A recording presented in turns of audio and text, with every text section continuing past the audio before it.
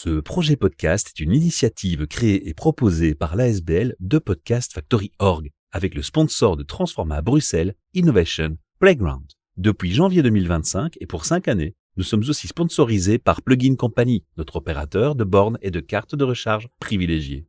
De Podcast Factory Org est très fier d'être membre de Kaya, coalition des écopreneurs et écopreneuses, et de collaborer avec le Lovell Center. Vous retrouverez tous les épisodes de tous nos podcasts sur le site whatsyourstory.be.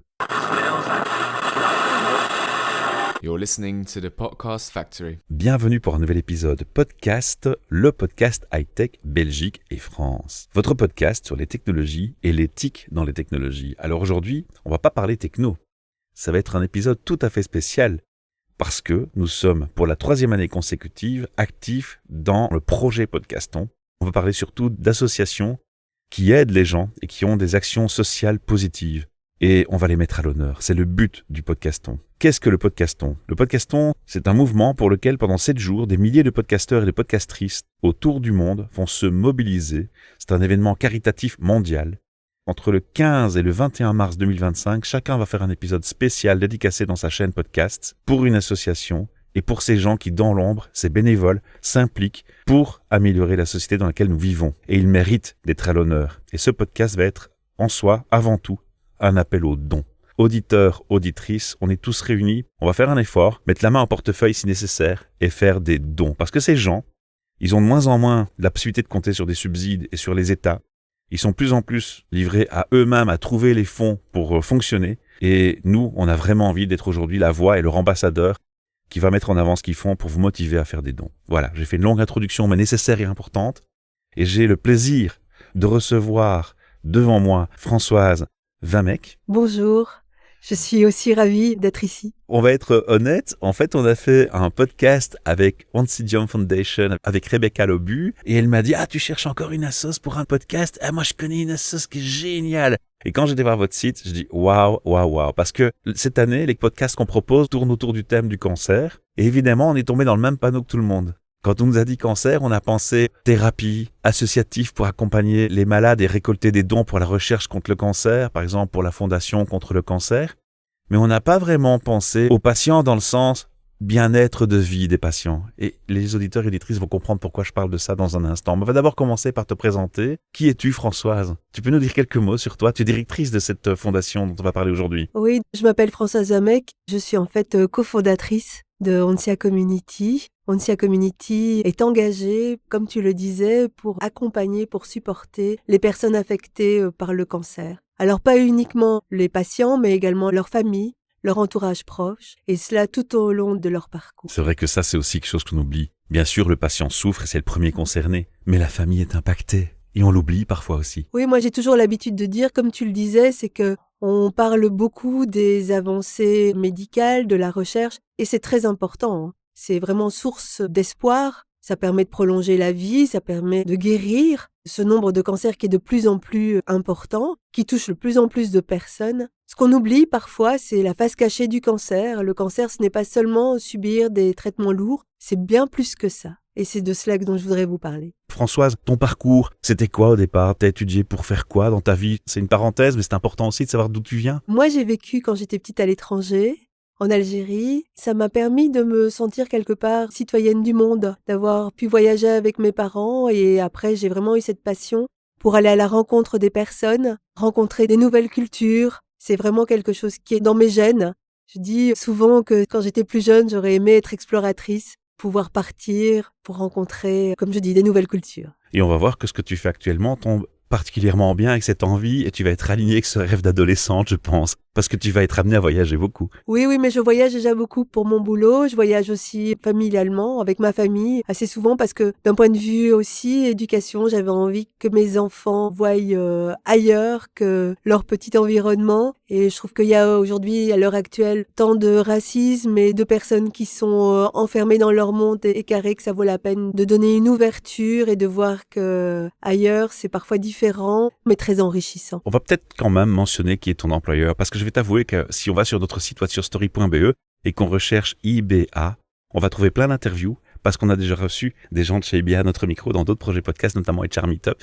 Et donc je les connais bien, ces gens de cette société. Ce qu'ils font, ils font de la protothérapie, ils proposent du matériel de protothérapie dans le monde. Moi, je travaille depuis le début. Tu me demandais quelle était ma formation. En fait, je suis physicienne nucléaire. Naturellement, IBA est une spin-off de l'université de Louvain-la-Neuve. J'ai été travailler avec eux. C'est une aventure passionnante. J'ai pu les voir grandir, participer à ces avancées. La société IBA est développeur d'équipements high-tech à l'international pour le diagnostic et pour le traitement du cancer. Alors je sais que c'est pas le sujet du podcast et que c'était pas le but de faire un podcast sur IBA puisqu'on a déjà quelques capsules sur eux. Mais pourquoi j'ai insisté pour qu'on les mentionne? Parce qu'ils vont avoir un rôle dans l'histoire qu'on va raconter aujourd'hui. Tout à fait. Ça illustre bien les belles personnes que sont ces gens-là. Parce que moi, je les aime beaucoup. Ils sont passionnés et au cœur de leurs valeurs, c'est l'engagement sociétal. Alors, tu es employé IBA et puis à un moment donné, c'est quand ça s'est passé, la création de Oncia? Elle a 1 an, mais en fait, l'idée est arrivée plus tôt. Et peut-être ce que je peux faire, c'est un petit flashback sur mon expérience personnelle qui est en fait à l'origine de cette fondation. Ça allait être un peu ma question. Je me dis, tiens, est-ce qu'il y a un élément déclencheur, un clic qui s'est fait pour que tu aies envie de faire ce que tu fais là? Mais comme je le disais, moi j'étais passionnée. J'ai toujours été passionnée par mon boulot. Je trouve qu'on a vraiment un impact sur les patients, sur le cancer. J'ai la chance aussi d'avoir un environnement familial formidable, des chouettes enfants. La vie est belle. Dans le meilleur des mondes. Dans le meilleur des mondes. Jusqu'en 2017, le 21 mars exactement, où alors là, tout bascule, ma vie bascule.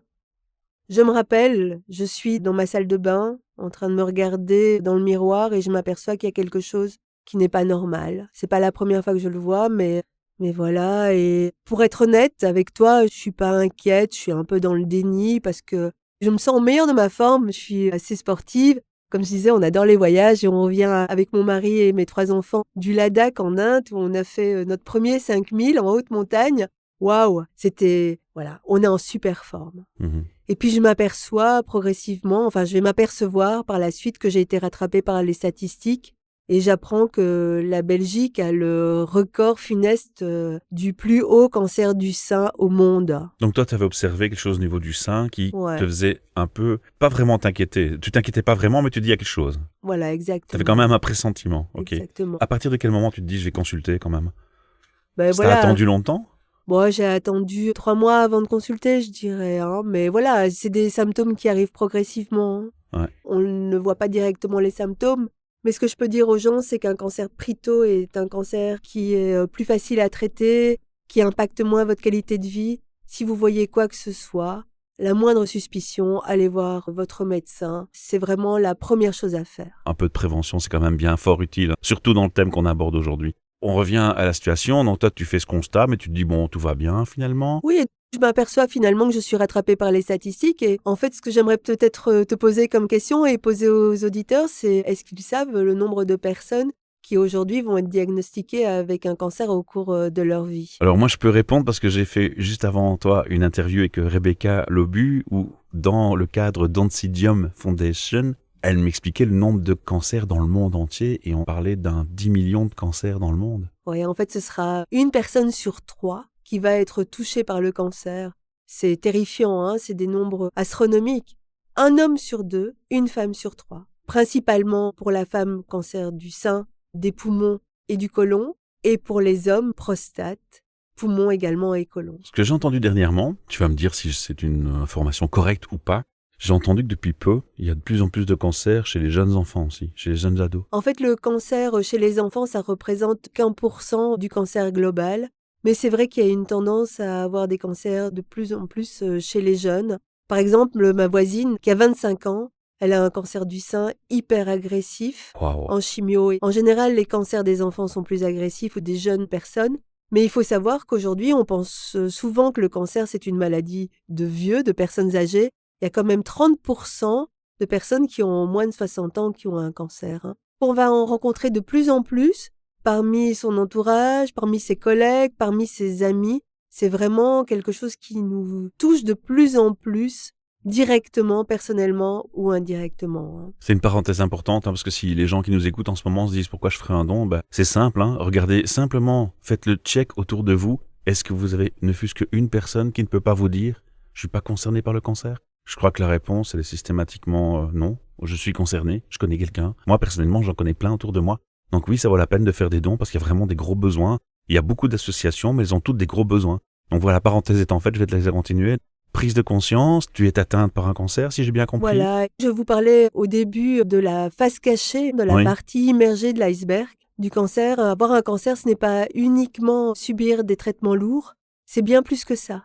Moi, au moment du diagnostic, ma vie a été complètement chamboulée. Le ciel m'est tombé sur la tête. Il y a l'électrochoc de l'annonce. L'électrochoc de l'annonce, je veux dire, pour la première fois de ma vie, j'ai vraiment eu peur de la mort. Tu t'es senti en danger immédiatement. Immédiatement, à l'hôpital, j'étais consumée par la peur.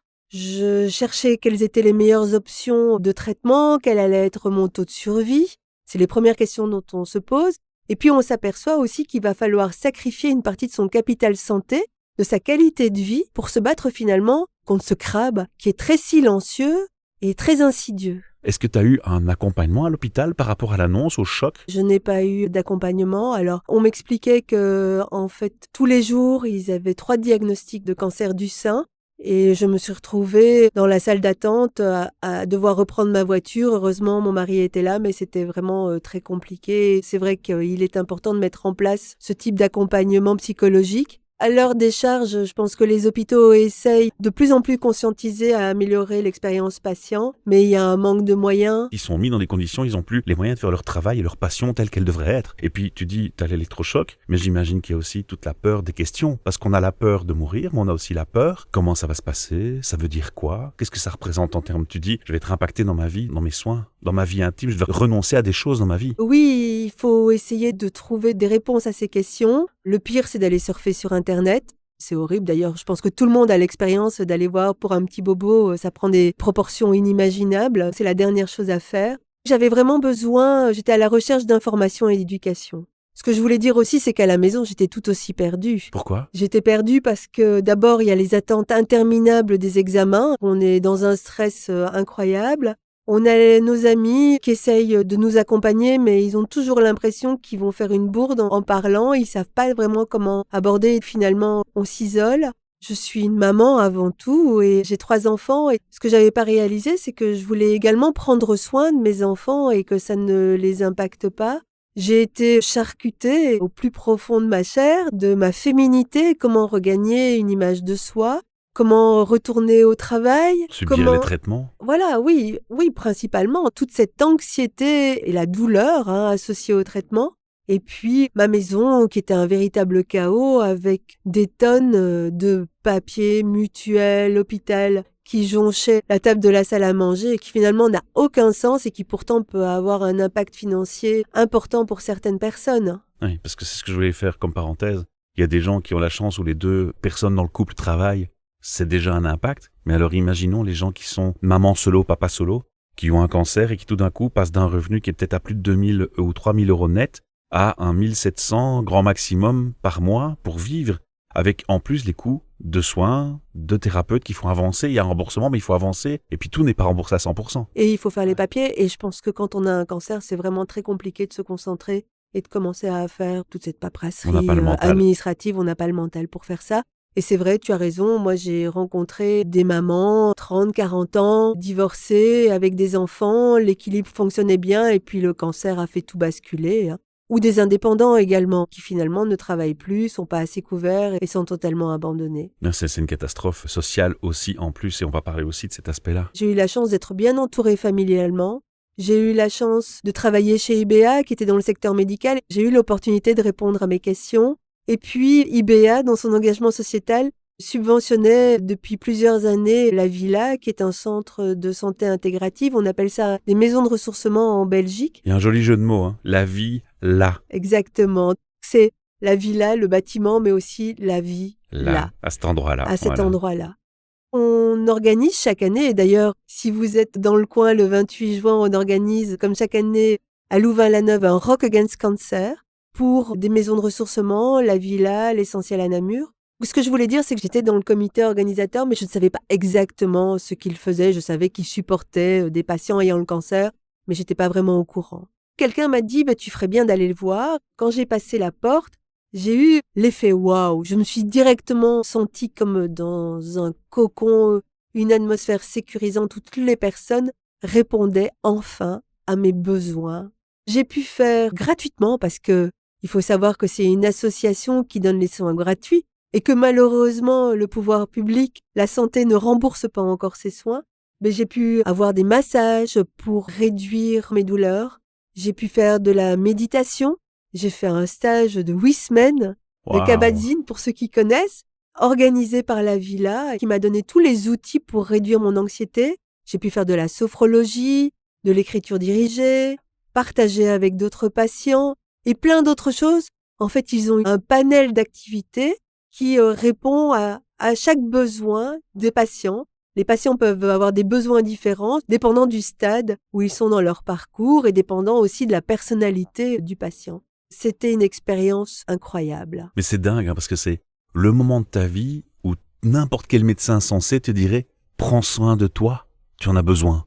Et c'est justement ce que tu n'as pas les moyens de faire, parce que tu es revenu en fondu comme peau de chagrin. Avoir un endroit comme ça où on peut aller, avoir la gratuité de soins, avoir une ambiance, tu l'as dit, wow, effect, positive, ressourçante, parce que c'est ça en fait. Moi j'étais voir les photos, c'est juste magnifique. Tu m'en as envoyé d'autres, il y a d'autres établissements, on va en parler à travers le monde. C'est wow, effectivement. Et ça, je pense que ça commence par ça, le besoin de prendre soin de soi, c'est être dans la nature, je crois qu'on va en parler aussi, mais c'est avoir un environnement qui est ressourçant, c'est important. Ouais, c'est vraiment, il faut un travail formidable. Ouais. Il faut un travail formidable.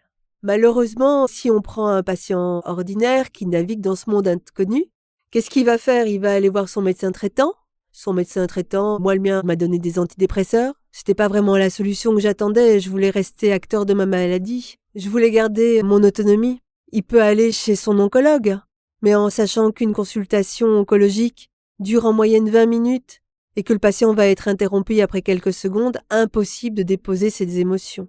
Il pourrait aller à la villa, vous me direz. Mais Michel, je te pose une question. Est-ce que tu connaissais la villa avant que j'en parle? Est-ce que tu connais des maisons de ressourcement ou de santé intégrative autour de toi? Pour être honnête avec toi, je connais parce qu'on a fait un podcast sur le relais pour la vie où on m'en a parlé de la villa, mais j'avais aucune idée de ce que ça représentait. Et avant ça, j'avais jamais entendu parler. Donc non, effectivement, on n'en a jamais parlé. Pourtant, j'ai des personnes concernées dans mes proches et on aurait pu m'en parler. Tu es d'accord avec moi que c'est un véritable problème, que le grand public, je suppose la majorité des auditeurs, même les oncologues, les patients, ne sont pas au courant de ces centres. Et c'est vrai que ces centres sont très rares. C'est des initiatives locales, souvent qui ont été créées par une ou deux personnes en collaboration avec l'hôpital. Ils prodiguent des soins gratuits, non subventionnés. Il n'y a aucune intervention du ministère de la Santé, des services publics.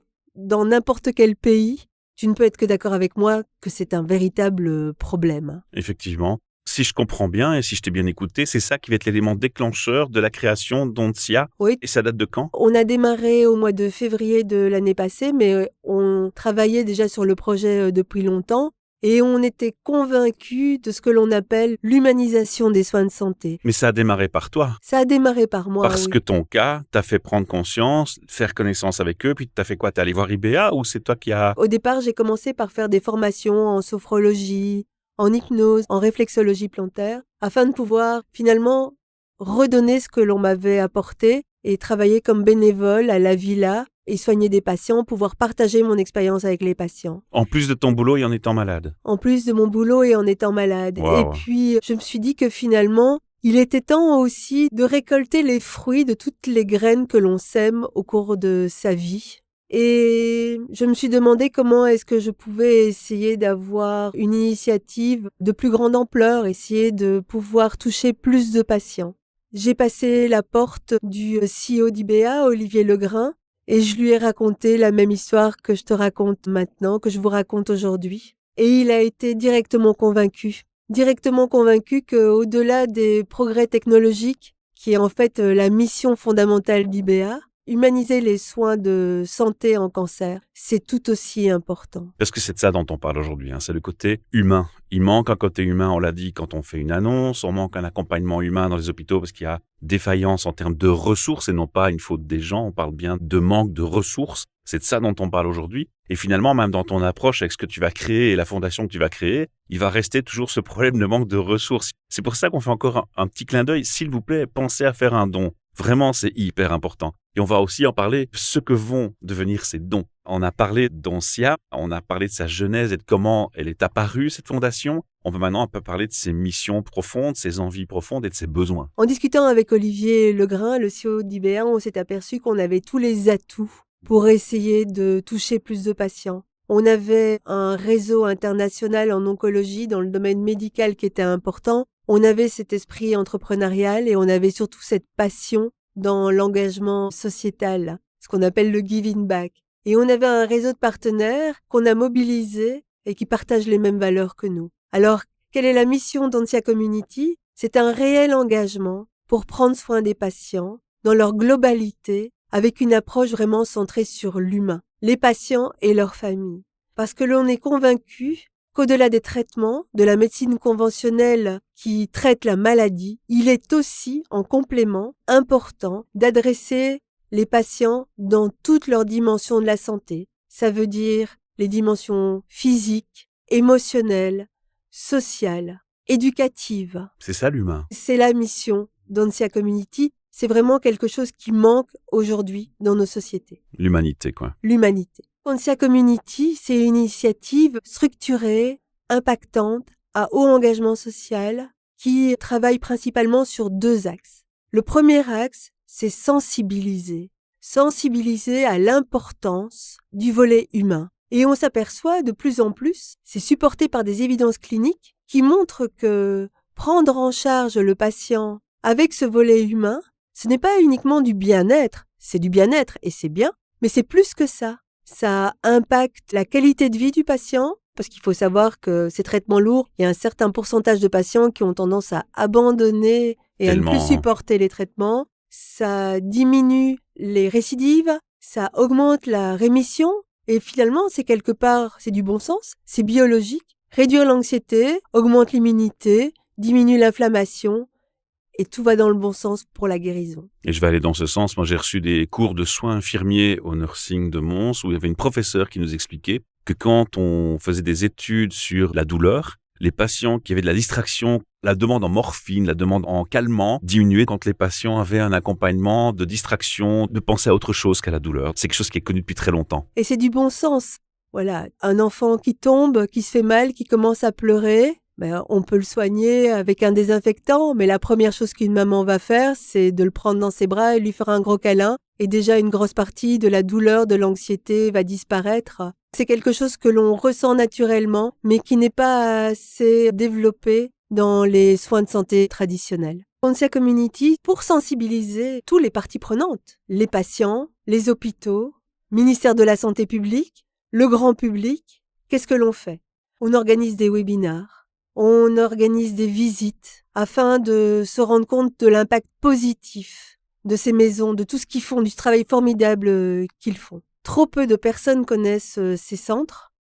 On fait, et je te remercie, un podcast. Voilà, tout ce qui peut servir. On consolide également tous les différents modèles de support à travers le monde et les publications scientifiques afin de prouver que ce genre de soins, c'est plus que du bien-être. C'est également impactant directement sur la santé. Grâce à notre réseau international, notre envie est de développer ça au niveau international. Donc on travaille sur la Belgique, on travaille aussi dans le monde entier, afin de supporter, de promouvoir ce genre de soins également en complément, en addition avec les traitements. C'est souvent lié à un établissement, si je comprends bien. Il y a 2 modèles de support, ou bien on l'a directement au niveau de l'hôpital, mais nous, ce que l'on promeut, c'est de vraiment avoir un établissement dédié à l'extérieur de l'hôpital, mais proche de l'hôpital. Ça, c'est vraiment le premier volet. Le deuxième volet, c'est beaucoup plus pragmatique, beaucoup plus concret.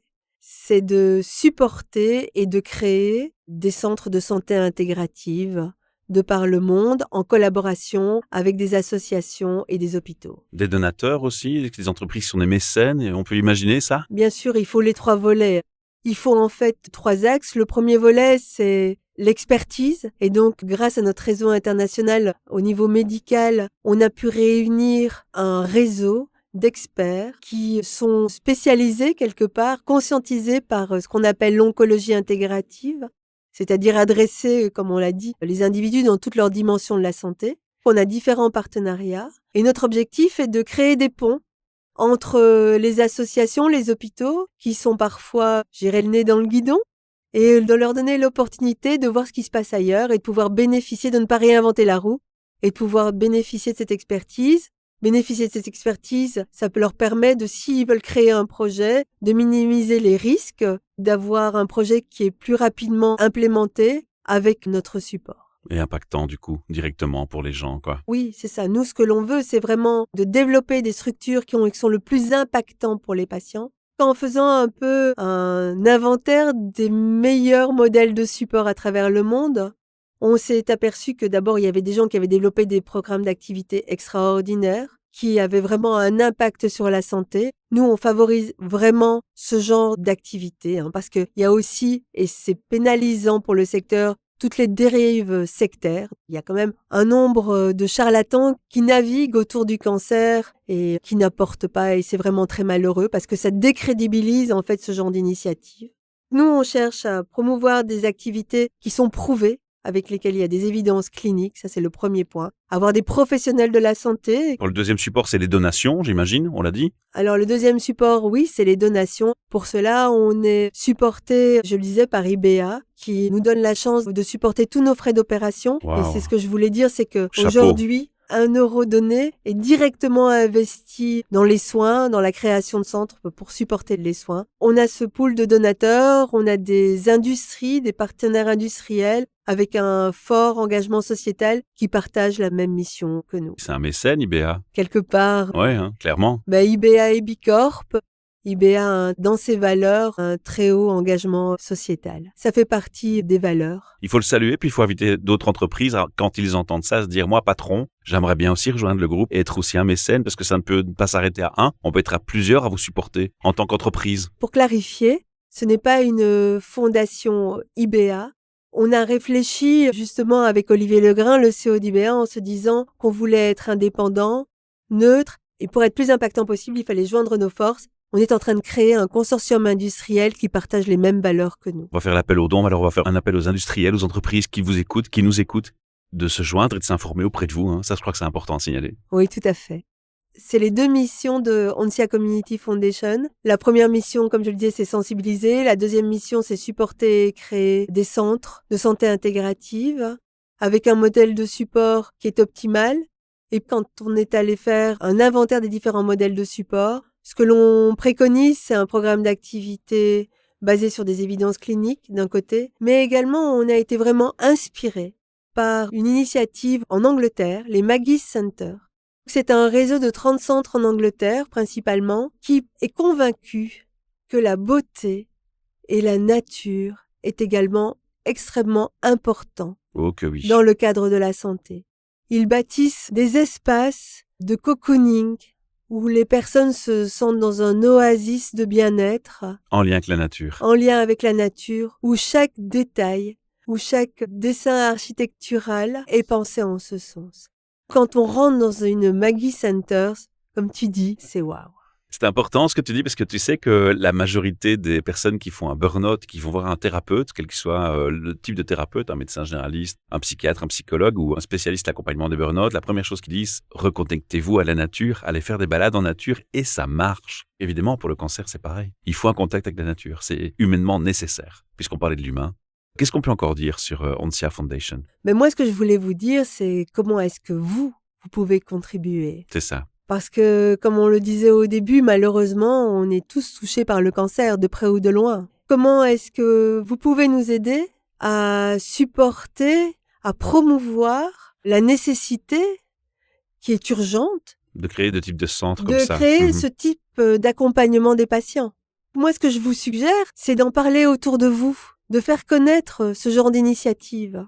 Je vous suggère également d'aller visiter notre site web, onsiacommunity.org, afin de comprendre, de voir les webinars, de comprendre mieux, de voir les photos, de voir quelle est notre action. On fait un appel aux dons, mais on est conscient aussi que dans la société actuellement, il y a des gens qui sont limite dans une pauvreté et que pour eux, un don, c'est déjà beaucoup. Même 1 euro, ça peut être difficile pour certains, il ne faut pas l'oublier. Eh bien, ils ont quand même un pouvoir. Ils peuvent vous aider en faisant un like, un commentaire, un partage sur vos publications de vos réseaux sociaux pour vous aider à être visible. Parce que cette visibilité, c'est elle qui va vous mettre en contact avec des opportunités, que ce soit entreprises, donateurs, Voilà, vous avez tous un rôle à jouer, auditeurs, auditrices. Ça commence par communiquer, ça commence par partager, ça veut dire en parler autour de vous aussi, parce qu'il n'y a pas que les réseaux sociaux. Le bouche-oreille est le meilleur média qui existe depuis tous les temps. Tout à fait. Mais vous pouvez également aller sur nos réseaux sociaux, sur LinkedIn, et partager nos posts, aller voir nos activités. C'est également très important et c'est un vecteur qui est important pour justement sensibiliser les personnes. La deuxième chose que vous pouvez faire, c'est nous aider à supporter ces associations qui font un boulot formidable et qui malheureusement ne sont pas subventionnées.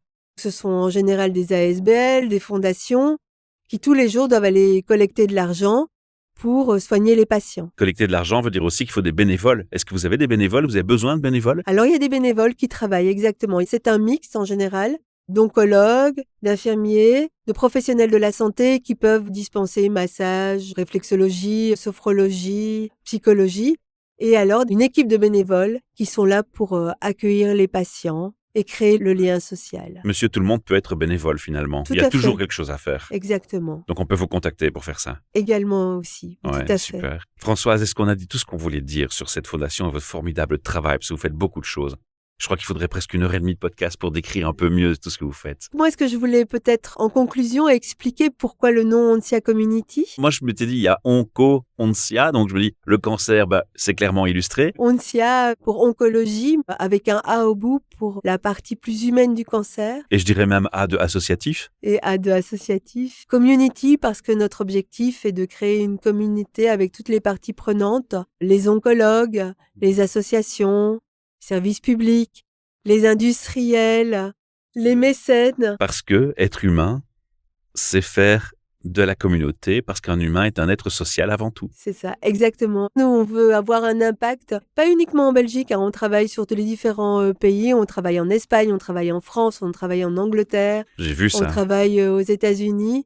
Notre but, comme je le disais au tout début, être un citoyen du monde, le but est que chaque patient puisse bénéficier d'un support global centré sur l'humain, quel que soit son pays, ses origines, tout au long de son parcours santé. J'ai une bonne nouvelle pour toi, Françoise, parce que je te l'ai pas encore dit, mais il y a 2 particularités à ce podcast. La première, c'est qu'on a un voicemail. Donc, on peut te laisser un message vocal pour t'encourager, toi, tes collègues ou les bénévoles. On peut te poser une question, on peut te dire un merci par message vocal et on les partagera. Ça sera aussi une façon de vous faire connaître et parler de vous qui peut être chouette et intéressante. La deuxième bonne nouvelle qu'il y a dans ce podcast, c'est qu'on fait une transcription intégrale pour rendre le contenu de ce podcast accessible aux personnes sourdes et malentendantes. Mais ça veut dire qu'indirectement, il y a du texte dans l'article où on a toute la transcription du podcast. Et ce texte peut se traduire dans toutes les langues du monde avec un plugin sous Chrome qui est Google Translate. Ça veut dire que le podcast est en français pour nous écouter. On a une version anglaise qui a été faite avec Caroline Gazia où tu as répondu en anglais à toutes les questions qui internationalisent déjà bien le podcast et le podcaston et l'action podcaston de ce jour.